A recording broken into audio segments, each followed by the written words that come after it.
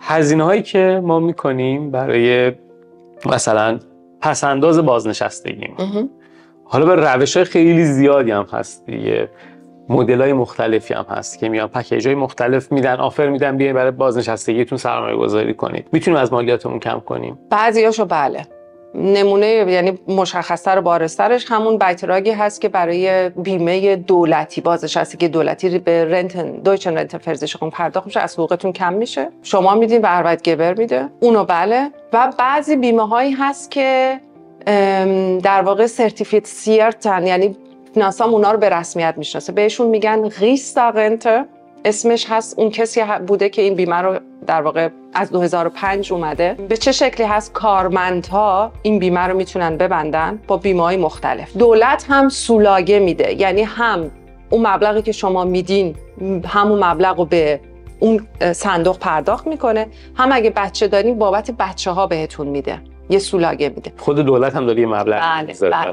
این بیمه امکان کندیگنش هست که شما یه زمانی که دیگه به هر دلیلی نمیخواین پرداخت بکنید در واقع ببندینش. اون دیگه یعنی انصراف بدین، بله.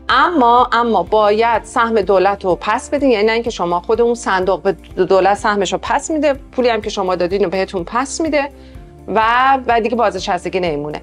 ولی این بیمه به اضافه اون بایتراگی که هر ماه از حقوق کم میشه و به دویچن رنت فرزیشون پرداخت میشه رو بهش میگن آلتس فورزورگ از آفوان، یعنی شما هزینه‌ای که برای پیری داریم میکنین که بیمه بازنشستگی، اینها رو تا مرز فکر میکنم الان 25,000 یورو برای هر نفر، یعنی اگر که دوتا هستین تقریبا بله 50,000 یورو اینا رو میتونین از مالیات کم. خوب، یعنی اگه کسی که حقوق درآمدش خیلی زیاده بله. بره این کارو بکنه بعد از مالیاتش کم کنه، هم خب گفته که این هزینه کردن ولی در عمل پس انداز کرده برای آینده. بله. اما خب طبیعتاً اون بیمه‌ای که در بازنشستگی میگیرین هم 100% باید مالیات بدین، یعنی تا 2040 درصدا که هی بیشتر میشه، هر سال 1% اضافه تر میشه، 2040 میشه 100%. یعنی ماها اگه به سن بازنشستگی برسیم تمام اون بازنشستگی که میگیریم شامل مالیات میشه، مگر اینکه قانون تا اون موقع تغییر بکنه. اگه یه روزی از آلمان یه نفر بره میتونه هزینه‌های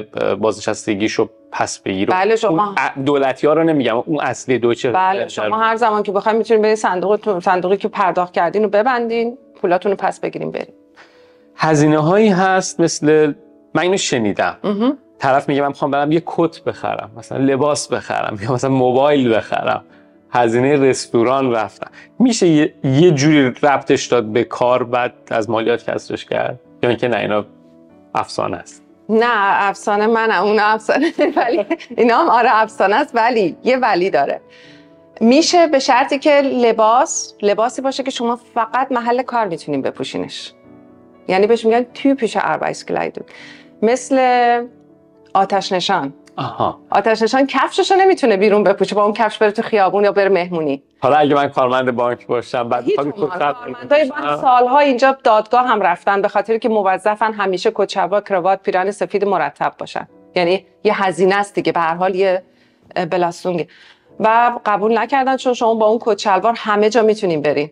باید واقعا لباسی باشه که اصلا اسمش لباس کار باشه، اونیفرم کار باشه. همونطور که گفتم مثل پزشکا، پرستارا یا اونایی که تو آتش نشانی کار میکنن، پلیس، نمیدونم یه چیزایی که واقعا باهاش یونیفرم متمایز میشه، یعنی لباس آدم با من. حالا کفش هم میتونه، مثلا کسی که با شل کار میکنه، کارگر ساختمان هست، خب طبیعتا کفش اونم میتونه. ولی رستوران هم گفتین، رستوران هم فقط در شرایطی میتونین که زبشتندیک باشین، یعنی به صورت فریلنسر کار کنین، میتونین اون کسی که میخواین باهاش کار بکنین و ازش آفتراک بگیرین، یعنی براش کار بکنین، دعوتش کنین رستوران. البته که میتونین 70% هزینه‌های رستوران رو به عنوان به ویرتونگسکوستن میتونین کم بذارین، 30%شون خودتون هم همراهش خوردین کم میشه، 70% فقط مهمون. ولی باید روی بلگتون، یعنی روی اون فیشی که از رستوران میگیرین، دلیلش رو کامل بنویسین، به چه دلیلی، و اسم مهمون هم بنویسین و خودتون هم بنویسین. یعنی اگه 10 تا مهمون دارین، اسم 10 تا مهمونتون رو بیارین، دلیل این که مثلا روی چه پروژه‌ای دارین کار میکنین، به چه دلیلی اینها رو دعوت کردین، فقط در این صورت میشه. موبایل چطور؟ موبایل رو میشه، موبایل اگه که با 50% بدون سوال و جواب قبول میکنن. حالا هر اسمارت فونی که میخواد باشه نرخش مهم نیست، فقط نرخش اگر که بالای 810 یورو باشه نتو، شما باید یه عمر مفیدی براش قانون تعیین کرده برای همه جنسا، یه عمر مفید بهش میگن نوتسونگسداوا، بین سال تقسیم میشه. آفرین. هزینه استهلاک شما مثلا برای موبایل 3 سال، یعنی هر سافت‌ور هاردوری که در واقع هست تو 3 سال براش تعیین کردن که موبایل هم جزش هست. اگر بیش از 801 یورو باشه نتوش، بعد شما باید تقسیم بر 3 سال بکنین و در سالی که خرید کردین دقیقاً ماهی که خرید کردین، یعنی اگه که یولی خریدین در ماه 7 فقط برای 6 ماهشو میتونین کم بذارین. متوجهین؟ بعد اون سال 4م 6 ماه دیگهش میمونه برای سال 4م در واقع. بعضی شرکت‌ها میان در کنار حقوق به کارمنداشون سهام میدن. سهام همون شرکت میدن. اصلا چرا این کارو میکنن؟ آیا این سهام مسئله مثلا مالیاتی داره؟ به خاطر اینکه مثلا سهام میدن که مالیات کمتری هر دو نفر پرداخت کنن، شرکت و کارمند، و اگه این کارمند بخواد این سهام رو بعداً بفروشه بازم باید براش مالیات بده. ببینید کلا همونطور که شما گفتی آره خیلی شرکت‌ها این کار میکنن. حالا یا سهام خودشونه، مثلا تسلا الان داره خیلی این کار میکنه، یا اینکه سهام شرکت‌های دیگه است، یعنی یه بخشی از حقوق شما رو به نمایندگی شما سرمایه‌گذاری میکنه جاهای دیگه. بعد طبیعتاً وقتی که شما میخواین سهامو بفروشین، همون قانونی برای صدق میکنه که شما خودتون سهام یه شرکت بیگانه رو خریدین، یعنی خودتون کار کردید. به چه شکلی هست؟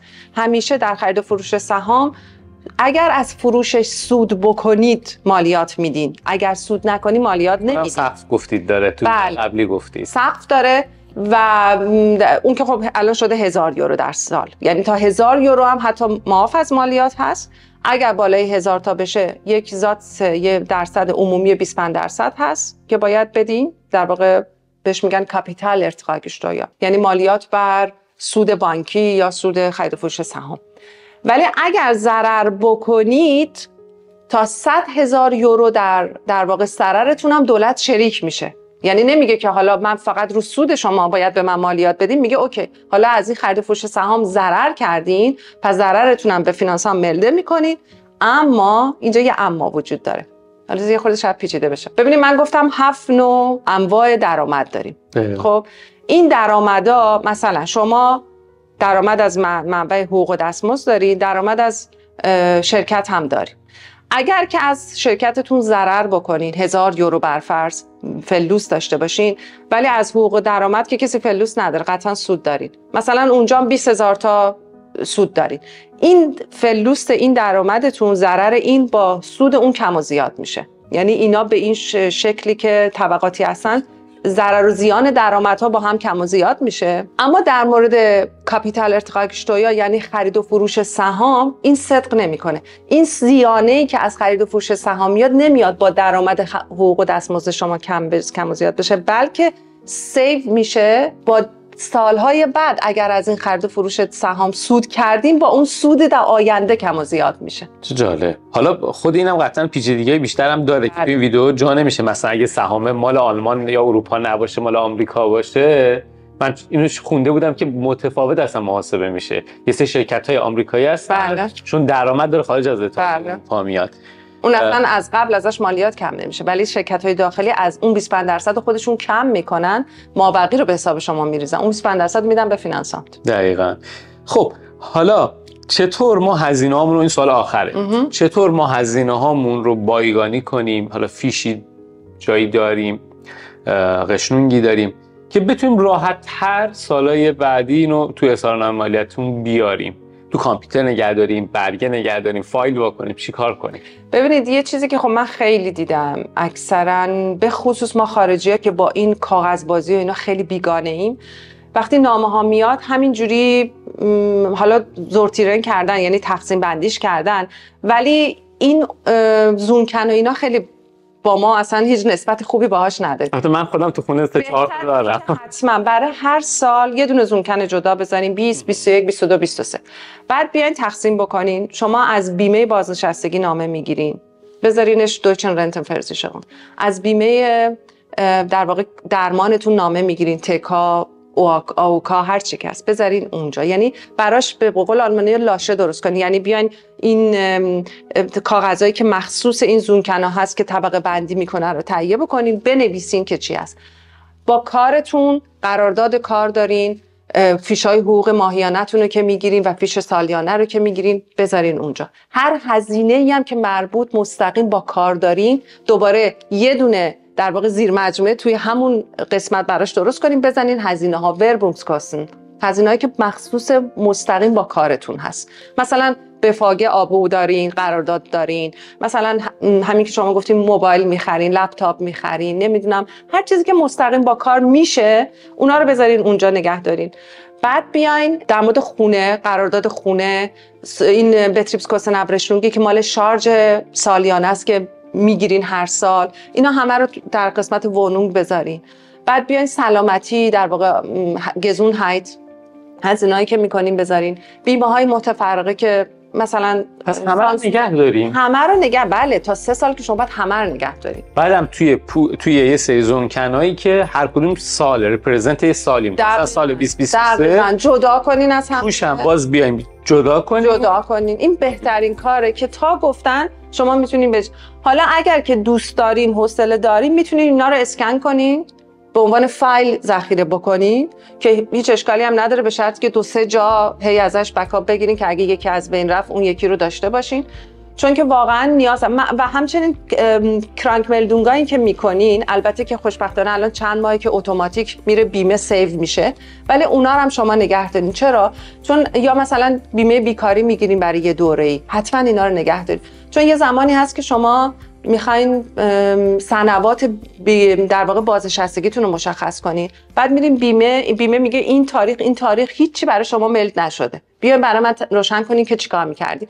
دقیقاً 20 سال دیگه آدم حضور ذهن نداره که در این ماه یولی تا مثلا آگوست 2021 من چیکار میکردم. چند سال دیگه شد. متوجه؟ بهتره که اگر که واقعا زیاد میشه اینا نگهداریش، که من توصیه میکنم حتما نامه‌هایی که مال بیمه هست رو تا بازنشستگی نگه دارین، اصلا شک نکنین، ببرین تو زیر زمین، ببرین یه جایی که اگه خیلی تو چشتون اذیت میکنه، یا اینی که سیو کنین به عنوان PDF، چند جا بکاپ بگیرین داشته باشین، چون واقعا اینا چیزایی که دیگه ممکنه بهتون ندن، میدونین، یعنی نتونین برین پیداش بکنین و خودتون هم حضور ذهن نداشته باشین. دستتون درد نکنه. خیلی واقعا این مصاحبه که برای من مفید بود، حتما برای بچه‌ها مفید هست. من همینجا قول میگیرم که یه بار دیگه مصاحبه داشته باشیم. باز من سوالا رو جمع میکنم، یه موضوع دیگه رو انتخاب میکنیم و میریم سمت مسائل مثل وام ها یا خرید خونه یا بیمه. و ممنون که وقتتون رو دادید. خواهش میکنم. ممنون که شما هم تشریف آوردین. دوباره مثل هفته پیش آقای قنبری زحمت کشیدن، لطف کردید. راه طولانی. خواهش میکنم. و با وسایل. من بازم میگم ویدیو قبلی رو برید ببینید در روی کانال. غیر از اون کانال یوتیوب خانم ایسا، اینستاگرامش رو حتما فالو کنید، چون اونجا تمام اینا رو با جزئیات بیشتر توضیح دادن. مثلا یه سوالی رو ما اینجا مطرح کردیم اما دیگه وقت نکردیم خیلی بریم تو جزئیات و دیتیلزش رو صحبت کنیم. بازم ممنون، متشکرم. خواهش میکنم آقای قنبری، ممنونم از شما. خدا نگهدار. خداحافظ. خدا نگهدار.